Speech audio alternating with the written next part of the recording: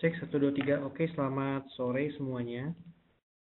Selamat datang di webinar kita pada hari ini ya.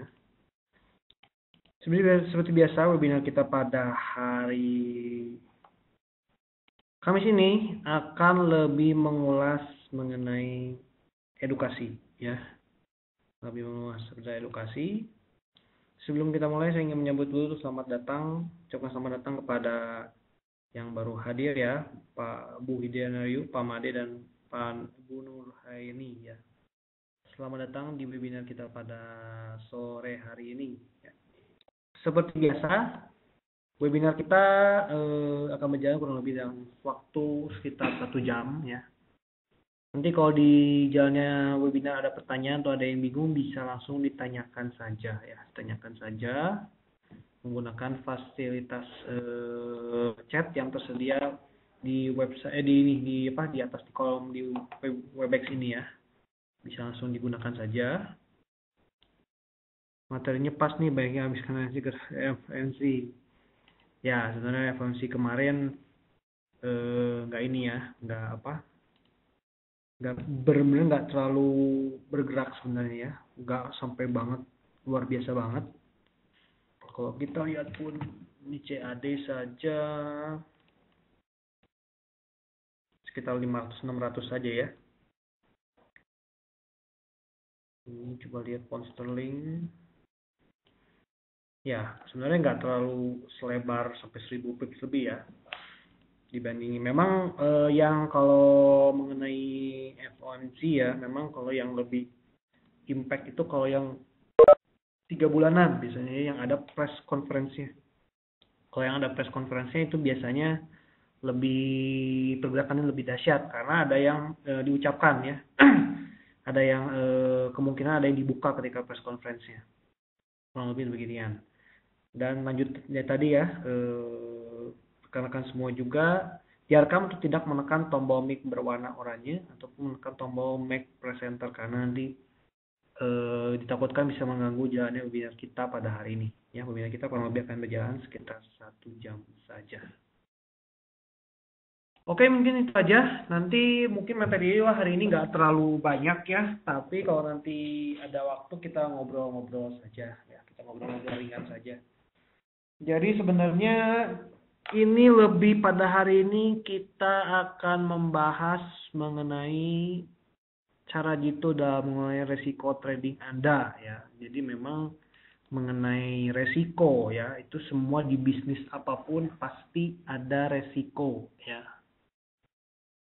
Maupun apapun sebenarnya ya. Ketika kita mengambil keputusan ya pasti ada resiko ya. Seperti mungkin ketika kita mencoba untuk membeli franchise atau ya waralaba, tetap memiliki resiko. Resikonya mungkin dagangan Anda tidak laku gitu ya. Dan begitu pun di bisnis trading ini juga sama, kita memiliki resiko ya. Dan kita harus bisa memanage resiko tersebut, kurang lebih demikian ya. Kalau misalnya, jadi kalau di saya itu ada beberapa yang penting ya, hal yang penting. Pertama itu yang menurut saya penting adalah money management ya. Lalu ya ini risk management salah satu bagian yang cukup penting juga kalau menurut saya ya. Dan psikologi trading itu sebenarnya itu hal yang mungkin banyak orang yang melupakannya, karena itu sebenarnya kunci ya. Apalagi mungkin money management, biasanya orang-orang kalau udah ngomongin money management udah trading aja lah gitu. Kadang-kadang udah trading ya, tapi nggak mengatur money managementnya juga banyak ya. Itu padahal sebagian hal yang penting ya, risk management dan money management. Seperti layaknya Anda akan membeli franchise, pasti mereka akan mengestimasikan ya BEP-nya kapan ya, lalu modalnya berapa, aliran perputaran uangnya gimana gitu ya, berapa banyak gitu kan, sehingga akhirnya bisa BEP kan. Itu kan mereka sudah estimasi dulu mengatur money managementnya. Tapi kalau sekarang Anda trading tidak mengatur money management dan risk managementnya, sama saja bisa dikatakan ketika Anda mencoba berjualan ya. Ibarat berjualan nasi goreng di depan rumah, tapi nggak tahu gitu, kurang lebih mau laku atau nggak tahu, pokoknya coba aja dagang. Kalau laku syukur, nggak juga ya udah. Nggak mikirin bahan-bahannya harganya berapa, pokoknya dagang aja. Kurang lebih seperti itu. Jadi memang penting ya, penting sekali mengatur money management dan risk management ya. Dan hari ini kita akan membahas risk management. Memang ada beberapa poin sebenarnya risk management ya selain yang ini. Cuma kita akan coba bahas dulu yang ini dulu ya. Kurang lebih demikian. Sudah ada yang datang lagi, Pak Henry Tan dan Lulutina ya, Lulutina.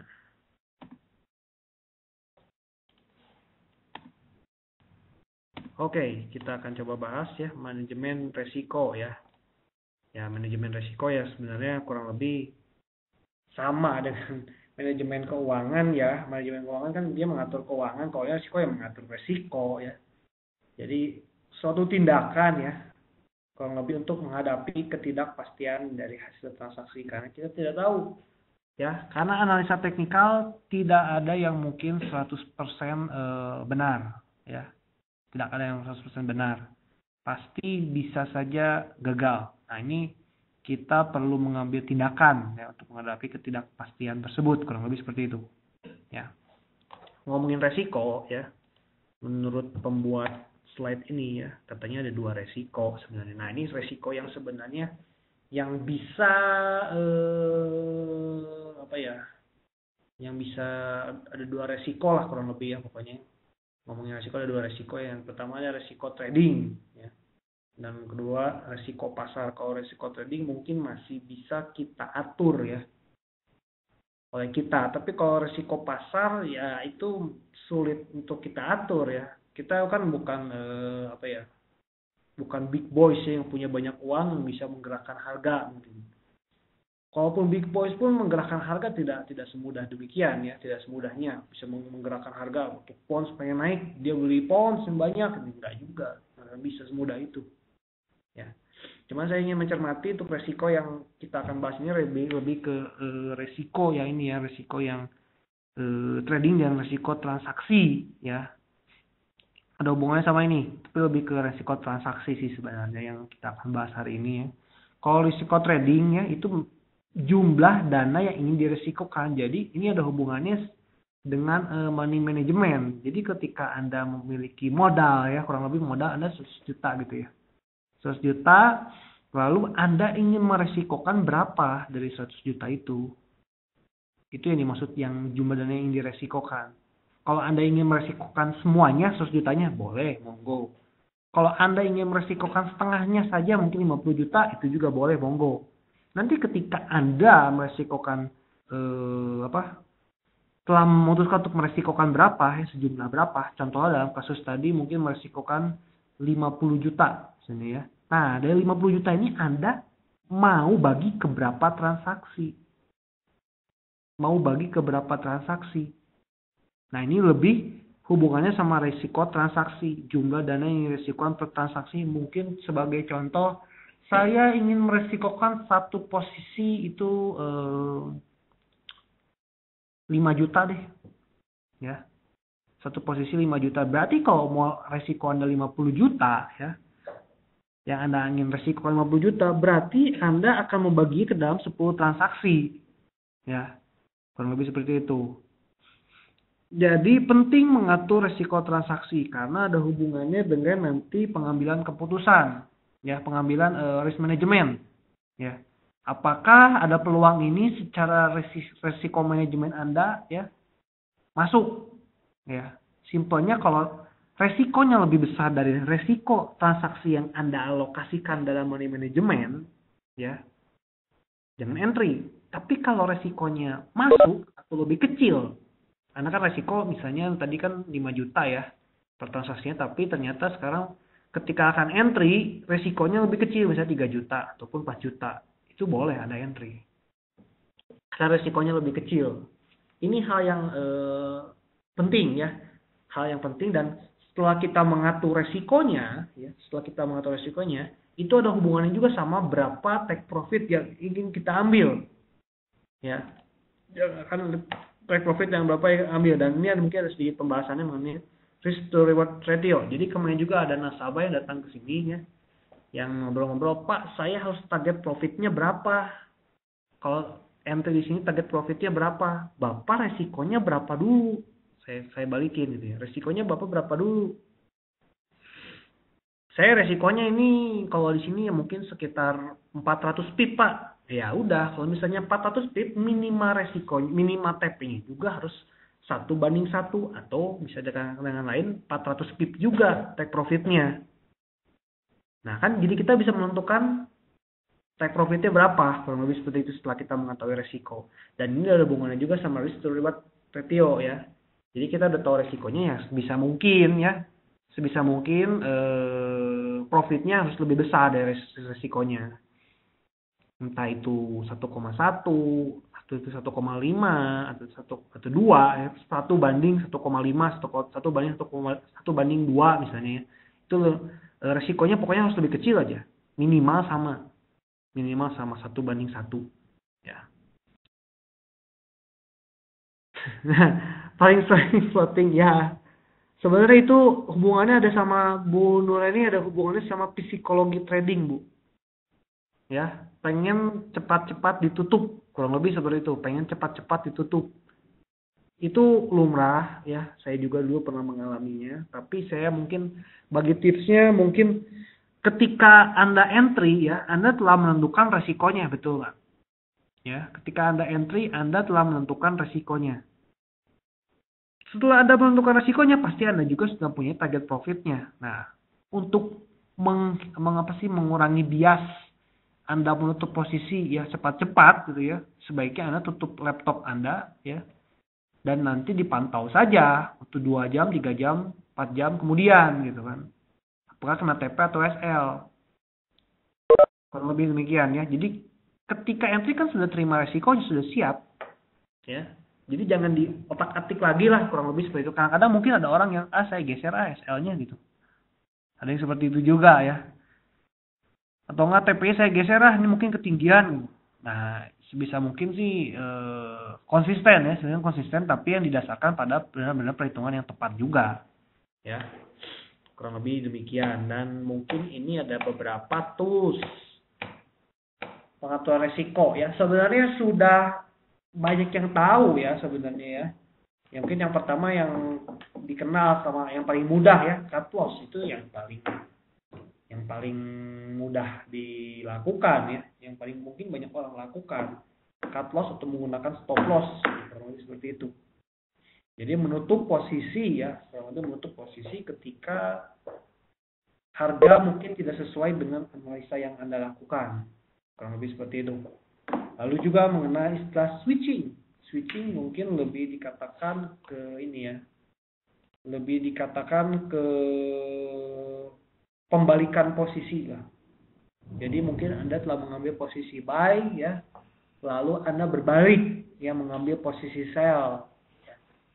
Kurang lebih seperti itu. Nanti mungkin ada ilustrasinya di belakang ya. Lalu juga ada locking atau hedging. Nah, locking and hedging biasanya ini agak sedikit populer ya. Karena beberapa trader ada juga yang tidak ingin loss, dia locking. Padahal sebenarnya locking juga seperti menunda ini Anda ya, menunda kerugian Anda sebenarnya. Ya. Kalau Anda cek sendiri, nanti coba cek saja ketika Anda melakukan locking ya. Itu kerugian Anda itu tidak bertambah, tidak berkurang. Bertambah sih sebenarnya, bertambah swap paling ya, biaya swap. Tapi intinya tidak kalau untuk pipsnya tidak bergerak gitu selama jumlah lotnya sama ya. Mungkin untuk para orang yang melakukan locking itu mungkin untuk menyimpan tenaga untuk membuka posisi lainnya ya. Membuka posisi lain itu mungkin ada strategi. Saya yakin ada orang semua bikin strategi di ini ya, risk management ya. Pasti ada kegunaannya. Locking juga mungkin ada kegunaannya. Tapi yang biasa orang lakukan adalah ketika locking ya, lakukan locking gitu ya, mungkin Anda ambil buy ternyata salah, lalu Anda locking sell, lalu di bawah mungkinnya ada peluang lagi untuk buy, nah yang sellnya dilepas, ya mungkin nanti akan lebih ke averaging. Nah ini mungkin yang hubungannya sama yang keempat, cost averaging ya. Kurang lebih kalau averaging itu lebih ke pengambilan yang konsisten ya, misalnya buy, kalau turun lagi buy lagi, turun lagi buy lagi, dan begitu pun sebaliknya. Kita akan coba lihat dari ilustrasinya untuk rekan-rekan semua yang mungkin yang masih baru mengenal mengenai risiko manajemen, ya, risk management.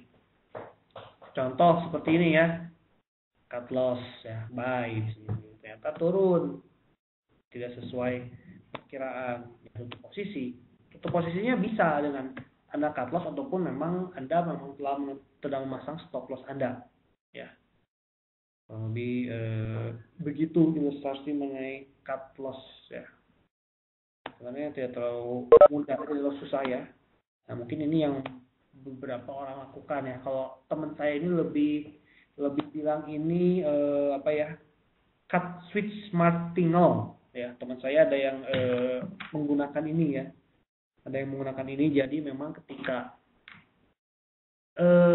Anda ibaratnya sedang akan mencuri start ya, mencuri start dari harga yang mungkin berpotensi berbalik arah.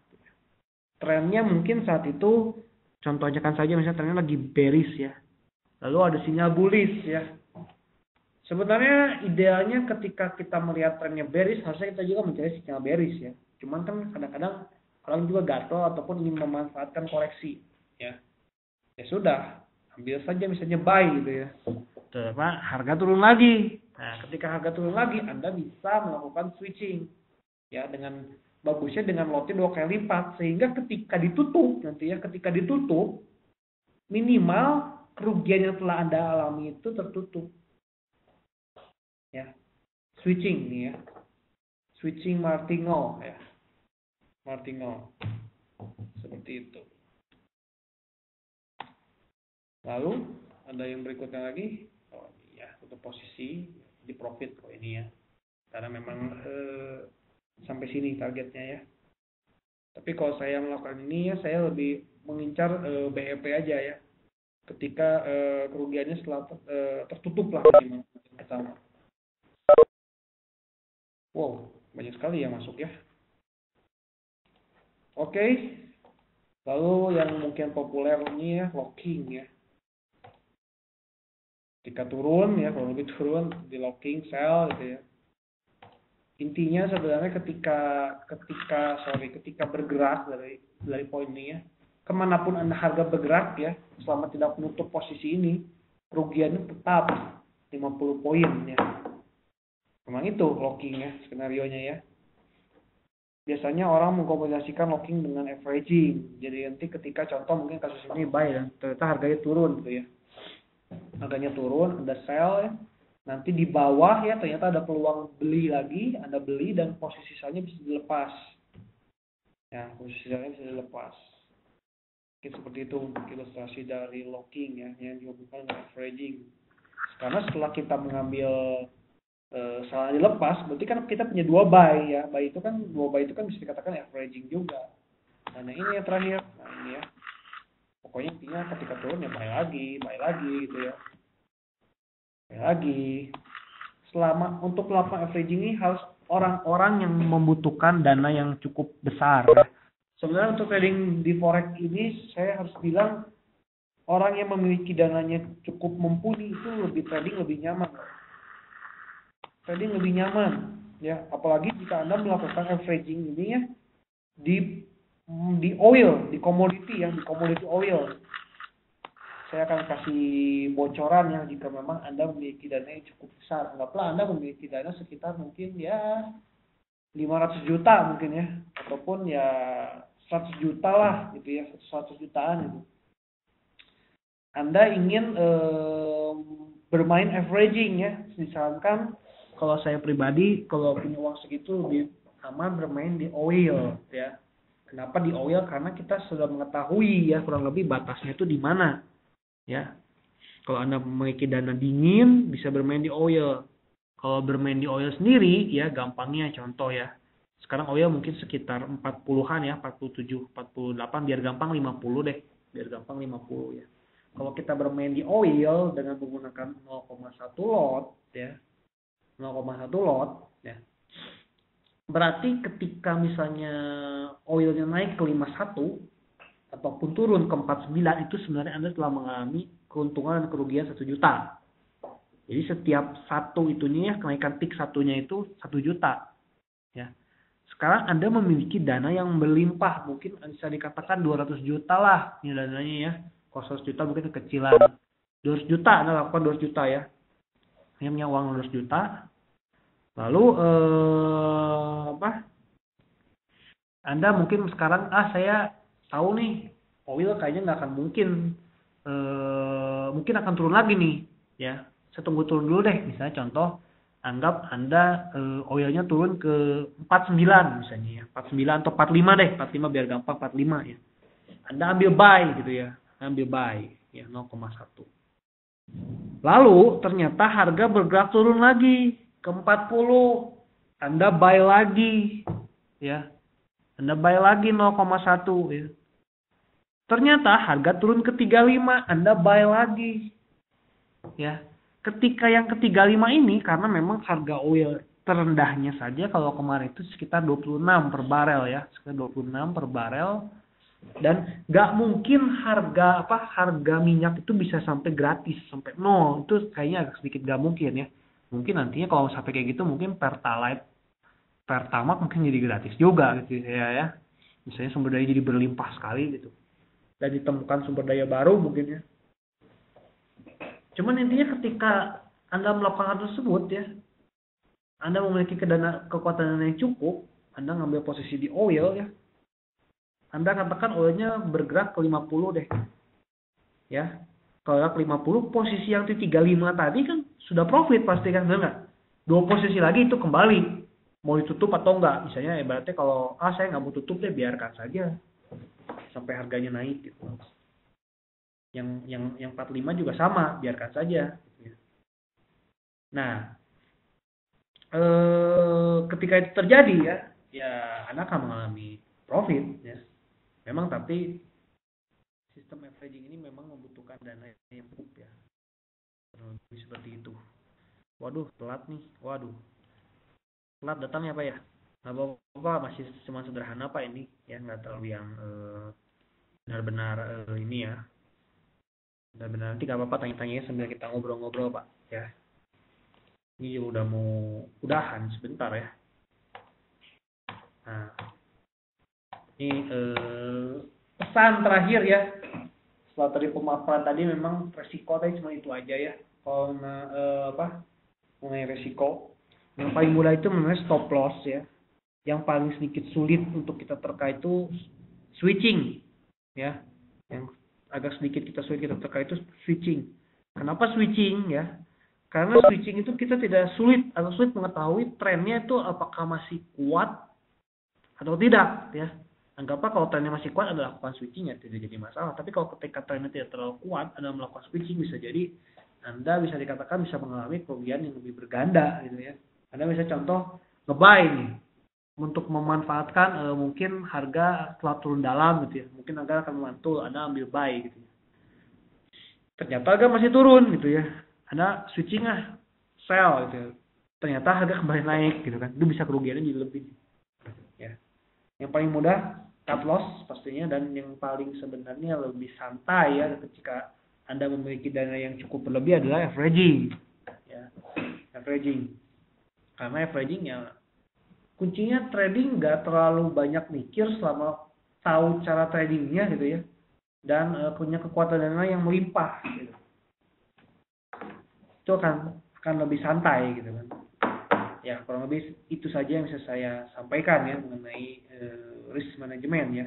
Dan ini kesimpulannya ya, usaha apapun sebenarnya saya sudah bilang di awal sih, usaha apapun ya intinya tidak pernah ada yang namanya yang resiko ya, nggak ada yang namanya resiko. Pasti setiap usaha ada, begitu pun trading ya.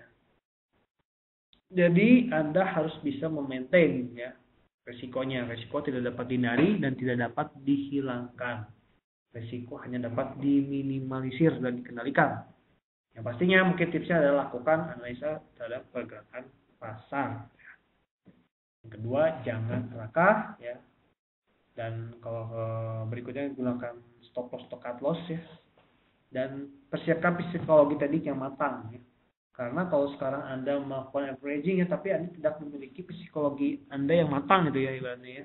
Ke floating banyak sekali, mungkin anggaplah mungkin 5.000 pips gitu ya. Wah, mungkin untuk beberapa orang bisa stres ya. Kalau yang uang dananya terbatas, tapi kalau yang uangnya dan lagi banyak, harusnya tenang loh. Harusnya tenang, apalagi main di oil. Wah, tenang, resikonya mungkin hanya waktu. Ya, mungkin itu saja yang saya bisa sampaikan. Mungkin ada pertanyaan lagi? Ada pertanyaan dulu? Ini lebih mau ngobrol-ngobrol atau ngobrolin ke materi lain ya? Saya ada materi lagi sebenarnya mengenai hubungannya sama risk management juga, tapi lebih ke profit gitu ya. Sebenarnya PowerPoint-nya mungkin nanti baru akan dirilis di bulan Juli ya, yang baru ya.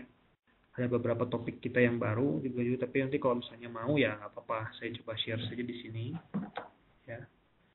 Cuman yang memang paling aman, intinya sih bukan oil paling aman ya.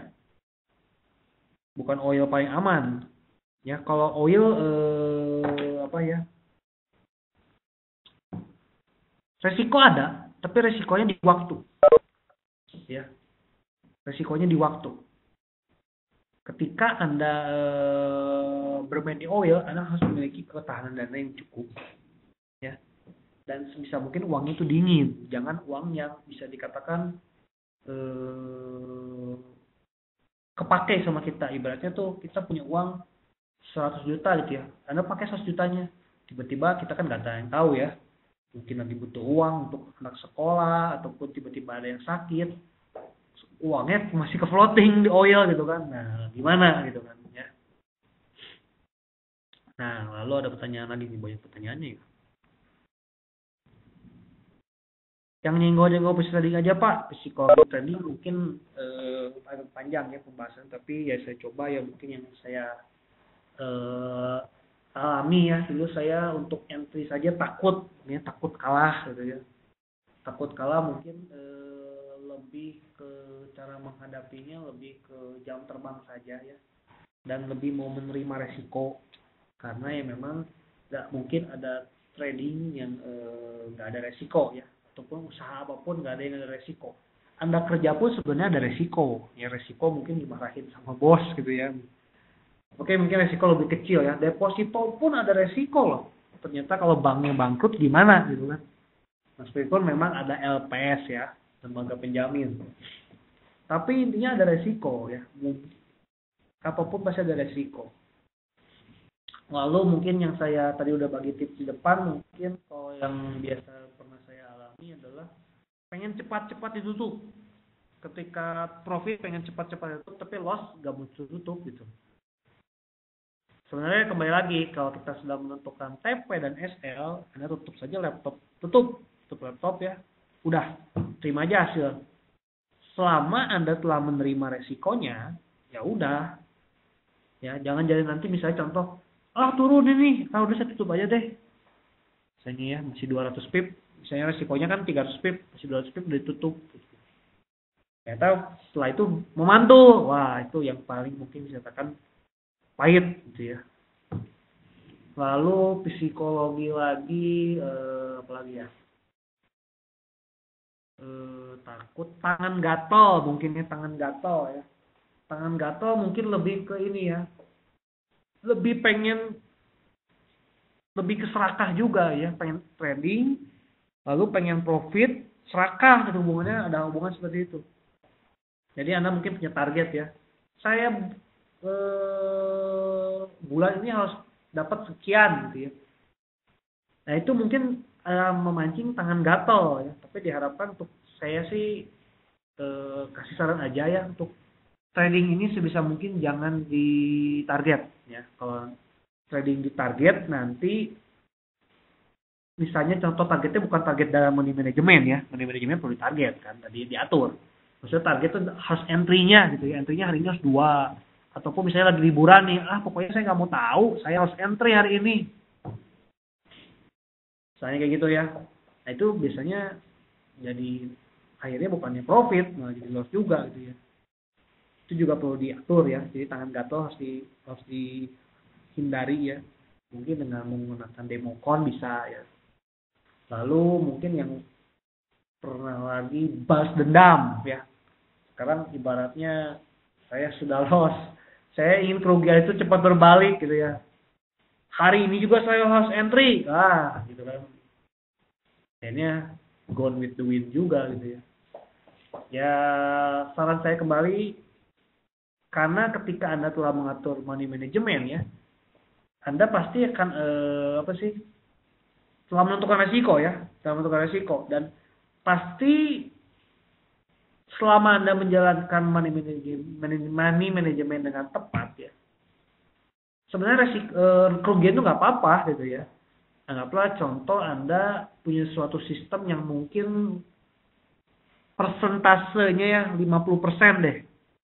Dan 10 kali trading, 5 kali loss, 5 kali profit.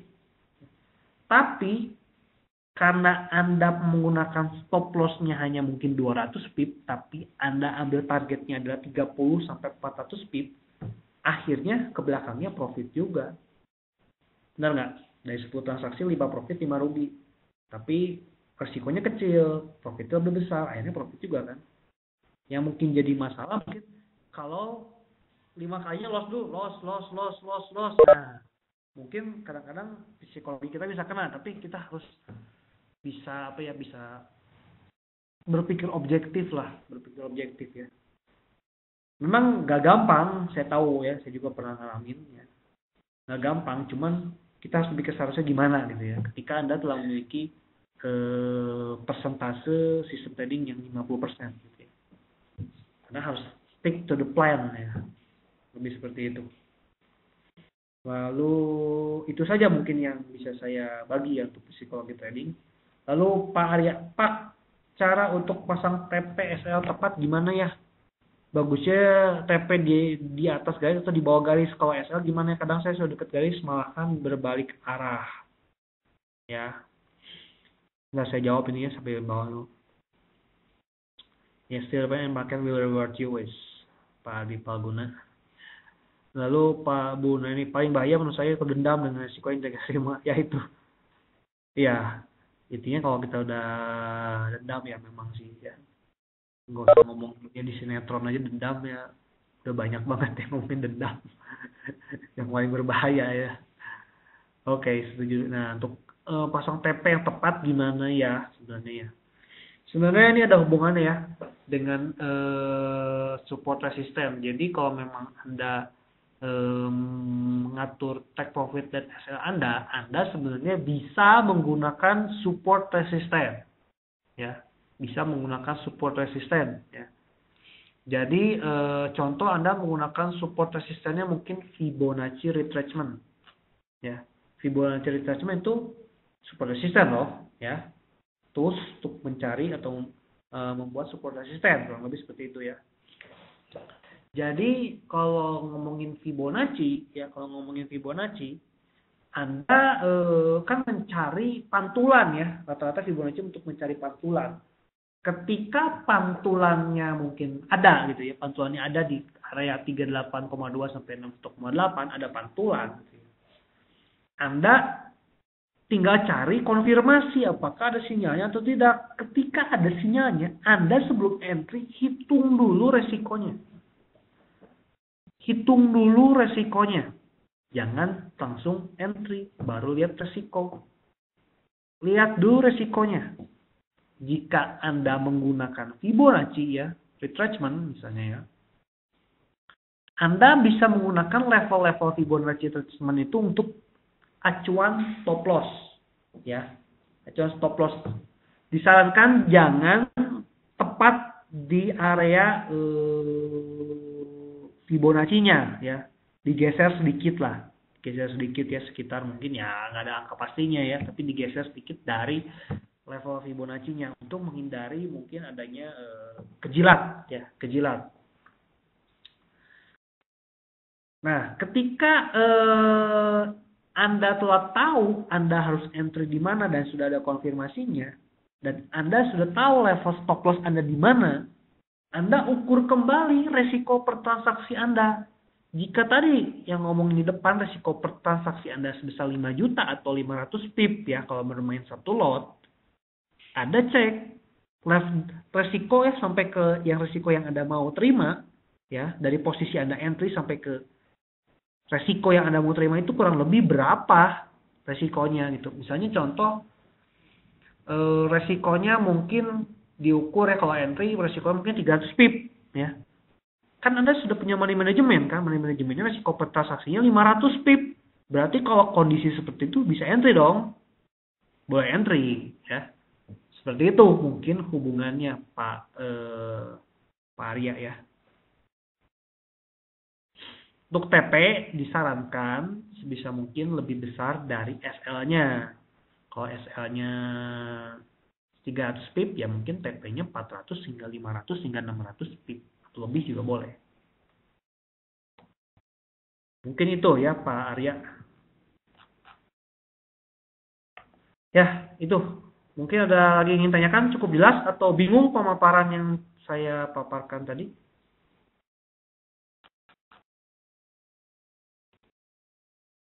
Cukup banyak yang datang juga ya. Ada Bu Nurhaini, Pak Made. Berarti datangnya pada telat ya semua ya. Datangnya telat. Cukup jelas Pak ya. Mungkin ada yang ingin tanyakan lagi? Atau ngobrol-ngobrol mungkin silakan. Ada yang ingin sharing juga mungkin. Karena di sini bukan berarti saya ngasih webinar ini saya lebih pintar ya, mungkin karena saya mungkin lebih awal aja startnya gitu. Startnya saya lebih awal jadi sudah lebih banyak tahu gitu. Mungkin juga ada yang apa ya, yang belum saya tahu dari rekan-rekan semua gitu ya. Dan kemarin aja saya ketemu nasabah gitu ya. Nasabah melakukan analisa ya. Dia kalau melihat analisa itu dari candlestick ya. Ini cerita aja dari candlestick. Namun untuk mengkonfirmasi lebihnya ya, mengkonfirmasi lagi, dia ngedownload di salah satu program di Google Play gitu ya. Ada yang ngasih sinyal buy indikator. Jadi dia di time frame M1, M5, M15, M30, H1 itu semua ada semua ya time frame. Itu ada merah sama hijau ya. Kalau hijau buy, kalau merah sell. Nah, menurut orang tersebut ya, menurut beliau ya, kalau semuanya warnanya merah atau semua warnanya hijau ya, itu kuat ya, artinya kuat. Jadi kalau misalnya semua M1, M5, M30 semuanya pokoknya ya, merah misalnya, berarti ada peluang turun. Itu ada yang seperti oh saya boleh Pak kalau seperti itu, kalau Bapak mau pakai itu nggak apa-apa. Jadi aplikasi tersebut ya dari beberapa indikator gitu. Saya nggak ngerti perhitungan dari mana, cuman udah ada listnya gitu ya. Bahwa aplikasi tersebut mengatakan hijau atau merah itu berdasarkan beberapa indikator. Ada indikator William, ada indikator moving average, ada stokastik, ya. Pokoknya banyak ya dari beberapa indikator. Dan kemarin dia sharing ke saya, nih Pak bener loh profit, cuman saya bingung justru targetnya sampai mana. Nah itu ya. Ya saya balik lagi nanya resikonya berapa gitu ya. Resikonya berapa? Oh resikonya berapa udah ketahuan, TP-nya berapa minimal gitu. Pak, saya ingin jadi full time trader, bagaimana menurut Bapak, apakah ready trader punya prospek bagus Pak? Ya, saya juga sebenarnya belum sampai full time trader ya. Karena ini cerita aja sharingnya. Ketika Anda full time trader ya, kalau saya pribadi Anda harus memiliki ketahanan dana yang cukup besar, saran saya satu. Kedua, kadang-kadang psikologi juga bisa kena. Kenapa psikologi bisa kena? Anggaplah sekarang saya pernah nyobain gitu ya. Anda anggaplah 1 bulan ya Anda trading fokus. Anda mantauin chart terus. Saya merasa bosen deh. Bingung mau ngapain gitu ya. Aduh, ini peluang nggak ada. Biasanya deh malah jadi psikologinya kena loh Pak. psikologi kenal. Mungkin saran saya ya, mungkin dimulai dari yang santai dulu aja ya, yang part time gitu ya, yang part time. Akibat terus sering mantau cat, psikologi trainingnya bisa ganggu. Ya, setuju Bu. Ya itu memang. Jadi kan kalau misalnya kita sambil bekerja, anggaplah bekerja mungkin usaha deh, usahanya yang santai gitu ya, mungkin online. Anda boleh menilai seperti itu ya. Jadi intinya Anda harus bisa punya kesibukan juga ya, yang diharapkan bisa mengalihkan Anda jangan sampai terkena psikologi trading ya. Tapi bukan yang nggak bisa, banyak kok yang sudah bisa sukses gitu ya di bisnis ini. Ya mungkin ini ada yang kemarin workshop ya, ada workshop di tempat kami ya. Sebentar saya mungkin akan fakta profit di trading forex ini hoax atau tidak gitu ya. Kita buka nih, lebih ke workshop sebenarnya ini. Cuman ini, nah ini ada mungkin trader-trader yang bisa dikatakan sukses ya, banyak yang sukses gitu ya, trader. Ya ini kalau sekilas aja ya, sekilas ya. Tuh ada Bill Lips, bacanya gimana? Lipschutz ya, Sultan of the Currency ya. Ya tuh, ini bisa dibaca, ada di googling saja, mungkin profil orangnya ada nih, membukukan keuntungan sampai besar tuh ya. Sempat loss juga tuh, ini George Soros ya, pernah mendapatkan, ya mungkin nggak ada yang kenal George Soros ini, orang yang berpengaruh banget ya, the man who broke the Bank of England. Dulu pernah, dia itu pernah sampai keuntungan besar ya, gara-gara saya lupa ya, pokoknya tentang Black Wednesday itu apa pokoknya istilahnya tuh, dia pokoknya profit dah ya, profit dari hal yang terjadi di Bank of England, saya lupa nih, harus googling lagi ya. Lalu tuh banyak ya, ini mungkin beberapa contoh yang bisa dikatakan sukses juga gitu ya. Tapi baiknya ya terus terang, kalau orang yang sukses biasanya diem-diem aja ya, nggak silent leader biasanya ya, biasanya silent ya. Mungkin itu ya untuk Pak Arya ya. Bukan nggak mungkin Pak, tapi memang harus butuh kerja keras ya, bukan hal yang instan loh trading ya. Kalau Bapak ingin belajar trading karena mudah, gampang gitu ya, instan, jangan berpikir demikian. Karena untuk bisa trading butuh proses ya, pelan-pelan saja, santai, konsisten ya, tetap belajar, tetap berusaha dan berdoa ya. Kurang lebih demikian. Mungkin ada yang ingin tanyakan lagi? Kita ngobrol-ngobrol saja, banyak ini yang datang, mungkin ada yang ingin sharing, ada yang ingin cerita gitu ya,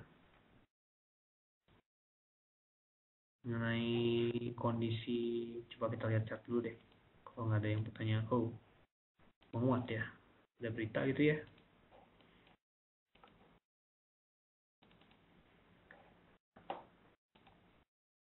Wow, menguat ya.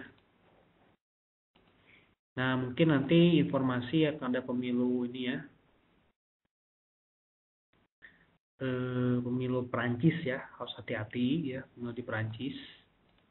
Kalau misalnya kita ngomongin grafik ya, ngomongin grafik H4 ya, ini harganya terus tertahan loh di area yang mirip-mirip ya.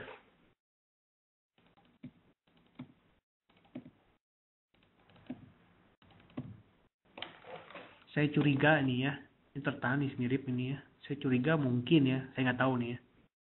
Di pemilu Prancis nanti kan kemungkinan yang menangnya adalah Emmanuel Macron ya, Saya nggak tahu kalau misalnya Le Pen yang menang gitu ya. Cuman kalau polling sih tampaknya Emmanuel Macron yang menang ya. Macron yang menang. Saya takutnya itu sudah diantisipasi oleh pasar ya. Sehingga mungkin ketika nanti ya Senin mungkin bisa jadi ada gap lagi. Tapi gapnya mungkin berlawanan arah ke bawah. Karena mungkin sudah diantisipasi ya. Kadang suka seperti itu ya.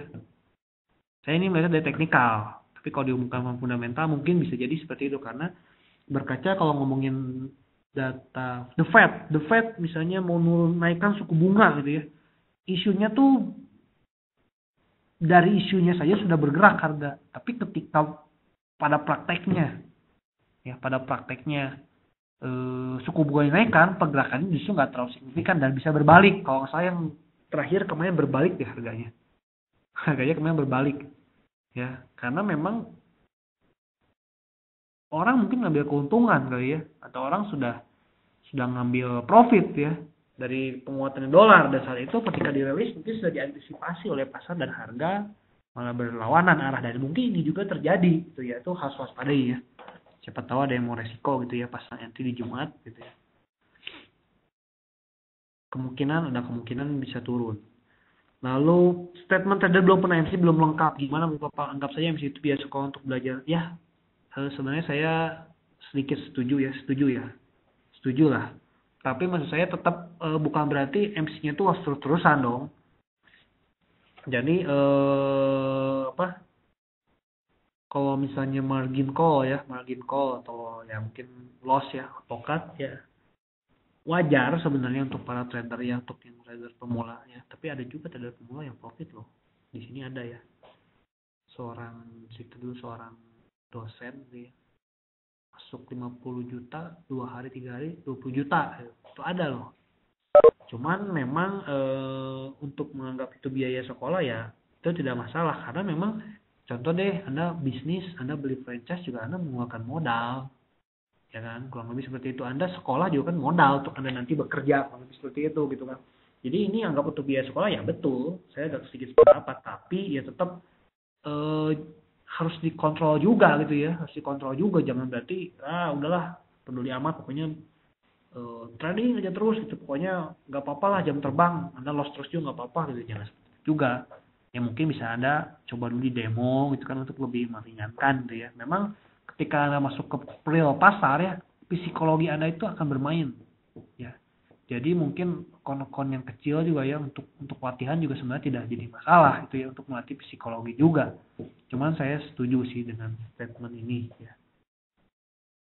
Begitu Bu Nurhaini.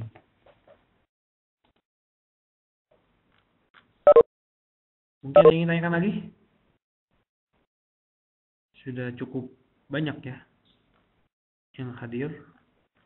Biasanya kalau yang on time nggak banyak, tapi sudah berjalannya webinar cukup banyak. Mungkin ditanyakan lagi, ada waktu sekitar 10 menit.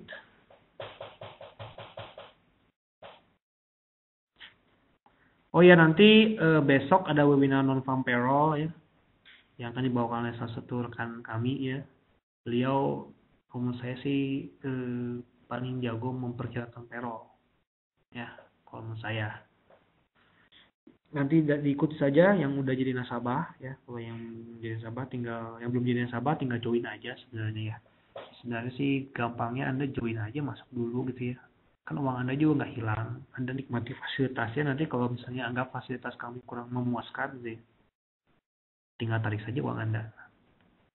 At least Anda kan sudah coba gitu ya. Oh ini seperti apa gitu ya. Webinar nasabah ini gitu. Nanti besok ada webinar nasabah ya. Ada webinar non-farm payroll ya. Lalu ada nanti tanggal 19, tanggal 24 juga ada ya. Dan nanti mungkin Senin ada kabar pasar sepekan. Mungkin kita akan melihat hasil dari pemilu Prancis ya. Seperti apa pemilu Prancis hasilnya, karena akan dilaksanakan tanggal 7 di hari Minggu. Dan mungkin untuk rekan-rekan yang pengen join dengan kami bisa langsung saja open real account atau demo account ya. Kalau demo account mungkin ya coba-coba dulu, silahkan monggo. Kalau open real account mungkin Anda ingin nanti mencoba fasilitasnya dulu tapi tidak ditradingkan dananya, silahkan. Itu menjadi hak trader, hak nasabah, hak para trader. Tapi kalau saya jadi Anda sih, saya kalau penasaran saya deposit dulu gitu, apa-apa minimal juga, nikmatin dulu 1 bulan gitu kan. Nanti kalau misalnya ternyata nggak cocok ya udah, tinggal tarik lagi.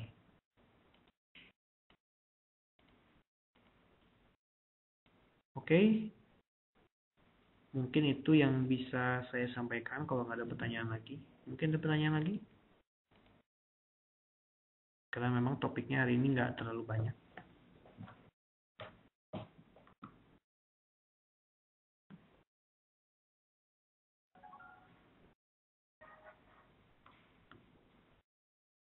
Oke, kalau memang nggak ada pertanyaan lagi, mohon maaf kalau ada salah-salah kata, ada kekurangan selama jalan webinar kami pada hari ini. Tunggu webinar kami yang baru nanti ya, mungkin di bulan Juli akan ada webinar baru dengan topik-topik baru ya. Semoga apa yang saya sampaikan ini bisa bermanfaat untuk rekan-rekan semuanya dan untuk menambah pengetahuan dan mengimprove strategi trading Anda ya. Sampai jumpa lagi di lain kesempatan ya. Saya ucapkan selamat sore.